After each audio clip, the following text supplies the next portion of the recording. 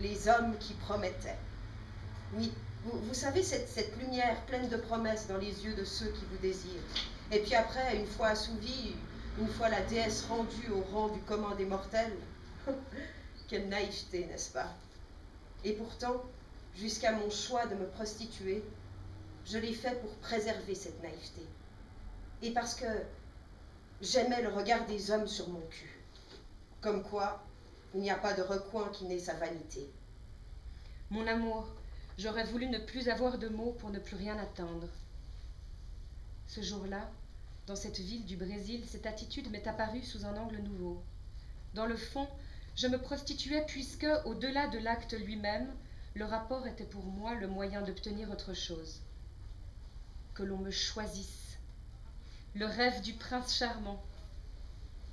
La prostitution, voilà donc où j'en arrivais. Mais alors, pourquoi pas la prostitution de luxe? La prostitution qui résulte d'un choix personnel, j'entends. On devient pute comme on devient charpentier ou avocat. Je me débarrasserai d'une promesse qui était un mensonge. Je ne me donnerai plus, je volerai. Oui, je volerai aux hommes leur intimité alors que je conserverai la mienne bien cachée. Je descendis dans le bruit agressif de la rue, saluai la boulangère, l'épicier, un homme qui passait avec un compliment. J'achetai une carte du monde, des punaises, et remontai. J'épinglais 6 noms sur la carte, au hasard de leur sonorité et de ce qu'ils laissaient miroiter. J'attribuais à chacun un chiffre entre 1 et 6 et tirais.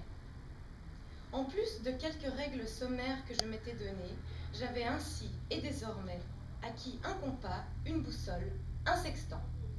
Avec une extrême clairvoyance, j'empoignais les rênes de ma vie. Avec le désespoir, le calme et la sérénité de celui qui croit toujours et à nouveau à toutes ses illusions. J'avais atteint l'espace et le silence que je cherchais, pour lesquels j'avais tant combattu, pour lesquels je m'étais prostituée, la suffisance, la plénitude. C'est une histoire d'amour, ne l'oubliez pas. J'ai bien essayé alors de chanter un peu, de fredonner, mais ma voix était devenue étriquée.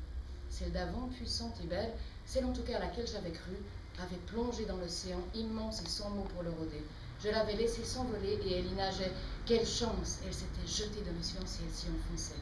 Moi aussi je voulais que l'océan me berce. Moi aussi je voulais m'enfoncer dans le silence profond. J'aime tant sa caresse. Tranquillité dans l'immobile absolu. En paix avec ces caresses qui m'embrassent. Et quoi maintenant?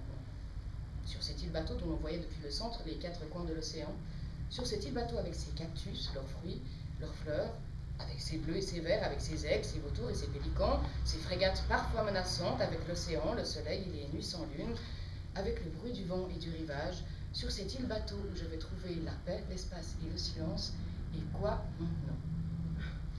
Eh bien, la vie me rattrape.